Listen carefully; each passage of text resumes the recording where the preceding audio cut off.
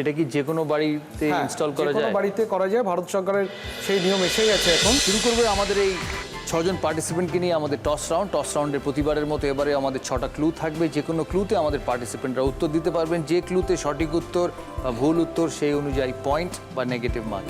শুরু করছি প্রথম ক্লু টস রাউন্ডের।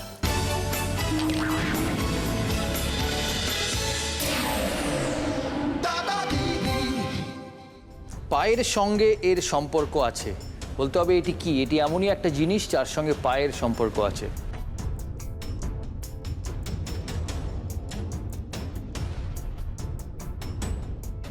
জুতো। কলকাতা বলছেন জুতো, বাকিরা সবাই বলছে নেক্সট ক্লু। পরের ক্লুতে যাব। হাতের মাধ্যমে এটি ব্যবহার করা হয়, পায়ের সঙ্গে সম্পর্ক হাতের মাধ্যমে ব্যবহার করা হয়।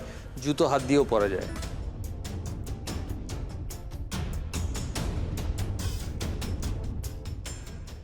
পুরুলিয়া কি বলছে?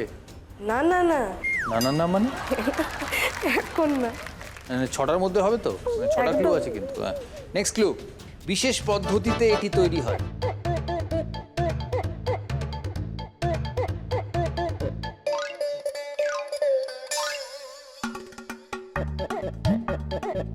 জল খেয়ে নিন একটু। গলাটা শুকিয়ে গেছে আসলে।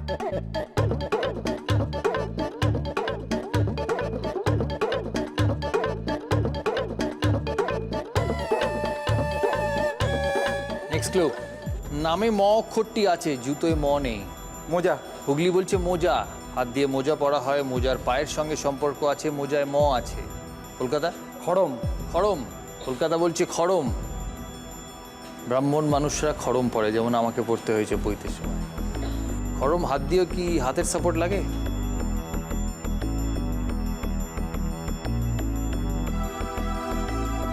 খড়মের বাড়ি খেতে গেলে। খড়মের বাড়ি খেতে গেলে কারে কেউ দিয়েছে? হ্যাঁ, বহুবার খেয়েছি ছোটবেলায় বাবার কাছে। খড়ম দিয়ে দিত?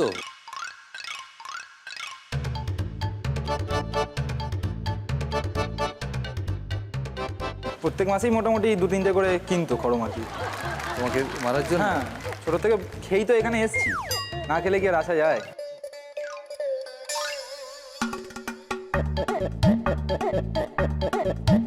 এখন মোজা বলছি আমি, এখন কনফার্ম করছি।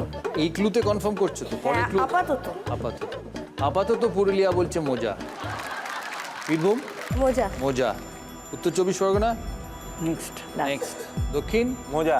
মোজা। দক্ষিণ 24 পরগনাও বলছে মোজা। ফিফথ ক্লুতে যাব। এটি শক্ত হয় না।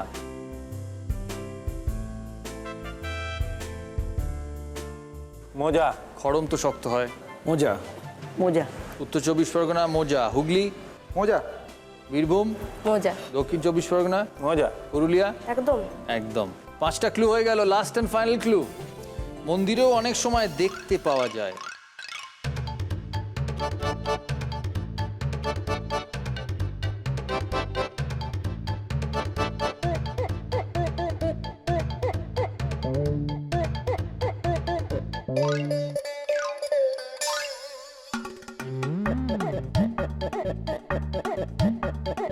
মোজা পরে তো যেতেই পারে, জুতো খুলে যাবো।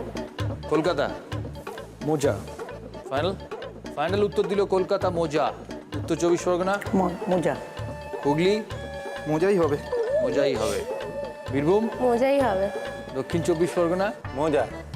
ম্যাডাম আপনি? এখন মোজাই ধরছি, আর কিন্তু পর নেই, এটাই মানে শেষ। মোজাই ফাইনাল করতে হচ্ছে, কিন্তু মনে হচ্ছে এটা চেঞ্জ হয়ে যাবে। মানে আমি যেটা বলছি সেটা মনে হচ্ছে হবে না।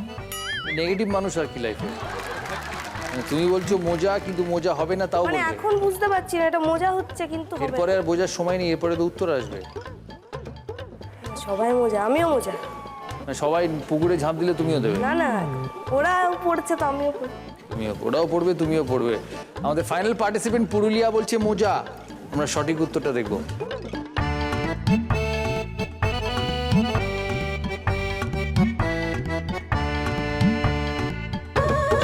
আক্ষরিক অর্থে এটি ভগবানের পা ধোয়া জল,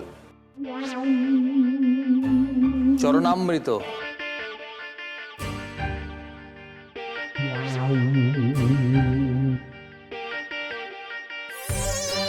চরণামৃত মিলিয়ে দিই। পায়ের সঙ্গে সম্পর্ক আছে পা ধোয়া জল।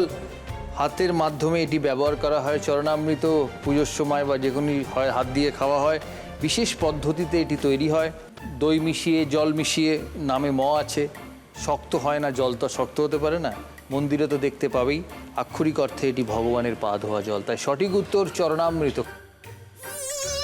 সমস্ত পার্টিসিপেন্ট ভুল উত্তর দিয়েছে, কিন্তু এরা সবাই কোয়ালিফাই করবে পরের রাউন্ডের জন্য পুরুলিয়াকে সাথে নিয়ে। তাই স্কোরটা একবার দেখে নেব। কলকাতা -2, নর্থ চব্বিশ পরগনা -2, হুগলি -3, বীরভূম -3, দক্ষিণ চব্বিশ পরগনা -3 আর পুরুলিয়া -3। -2 আর -3 দিয়ে আমাদের পার্টিসিপেন্টসরা এই রাউন্ড শেষ করলো। ফিরবো আমাদের পরের রাউন্ডে, পাওয়ার প্লে রাউন্ডে। জানবো আমাদের পার্টিসিপেন্টসদের কথা, জীবনের কথা। পরের রাউন্ড পাওয়ার প্লে রাউন্ড। পার্টিসিপেন্টসদের 6 রান, 4 রান আর 2 রানের প্রশ্ন থাকবে। 6 রানের প্রশ্নে 4টে অপশন, 4-এর 3টে, 2 রানের 2টো।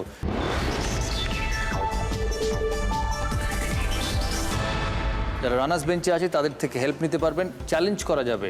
একজনের প্রশ্নের উত্তর দেওয়ার পর অন্য পার্টিসিপেন্টসরা বাজার প্রেস করে চ্যালেঞ্জ করতে পারবেন, কিন্তু মনে রাখবেন চ্যালেঞ্জড প্রশ্নের উত্তর আলাদা হতে হবে। উত্তর এক হলে সেটা চ্যালেঞ্জ প্রশ্ন হিসেবে ধরা হবে না। ক্লিয়ার? শুরু করবো আমরা কলকাতার অভিজিৎ বাবুকে দিয়ে। অভিজিৎ বাবু উনি বিদ্যুতের উপর দাদাগিরি করেছেন, সোলার এনার্জি নিয়ে। আমরা জানতে চাই বাড়িতে বিদ্যুৎটা তৈরি করে নিজের কাজে লাগিয়ে উদ্বৃত্তটা বিক্রি করে দিয়ে কলকাতার বুকে প্রথম মাল্টি স্টোরিড বিল্ডিংয়ের উপরে এই প্রজেক্টটা আমরা করেছি। এবং ভবিষ্যতের যে জ্বালানি সংকট এবং পৃথিবীর পরিবেশ যে বিপন্ন আজকে গ্রিনহাউস গ্যাস এমিশনের জন্য, এই দুটো দিককেই আমরা কিছুটা হলেও অন্ততপক্ষে কভার করতে পেরেছি এই প্রজেক্টের দ্বারা। মানে কিভাবে হয় এটা? এটা আমাদের বাড়ির ছাদে, মানে আমাদের multi storied building, council of scientific and industrial রিসার্চের সায়েন্টিস্টের যে আবাসন, সেই আবাসনের ছাদটা 10তলা বাড়ির উপরে, সেই ছাদটাকে আমরা সোলার প্যানেল বসিয়েছি এবং তাতে করে সূর্য রশ্মির সাহায্যে যে বিদ্যুৎটা তৈরি হচ্ছে সেটা আমাদের কমপ্লেক্সের টোটাল 96টা ফ্ল্যাট আছে এবং একটা 60 বেডের এয়ার কন্ডিশন গেস্ট হাউস আছে। তার যা বিদ্যুৎ খরচ হয় দিনের বেলায়, সেই বিদ্যুৎটা আমাদের সরাসরি তৈরি হচ্ছে এবং আমরা কাজে লাগাচ্ছি, মানে আমরা নিয়ে নিচ্ছি। এবং যতটুকু সেই মুহূর্তে বিদ্যুৎ উদ্বৃত্ত হচ্ছে সেটা আমরা সিএসসিকে বিক্রি করে দিচ্ছি। আর রাত্রিবেলা কি হয়? রাত্রিবেলা আমার তো সিএসসি কানেকশন রয়েছে। এটা কি যে কোনো বাড়িতে ইনস্টল করা যে কোনো যায়? বাড়িতে করা যায়, ভারত সরকারের সেই নিয়ম এসে গেছে এখন। সত্যি সাফল্য, আর আশা করি ভবিষ্যতে এই জিনিসটা বাড়িতে বাড়িতে ছড়িয়ে যাবে। ন্যাচারাল এনার্জি, সোলার এনার্জি অনেক বেশি কার্যকর আর শরীরের পক্ষেও অনেক বেশি অ্যাকসেপ্টেবল, তাই না? শরীর, পরিবেশ মানুষের কাছে অনেক বেশি অ্যাকসেপ্টেবল।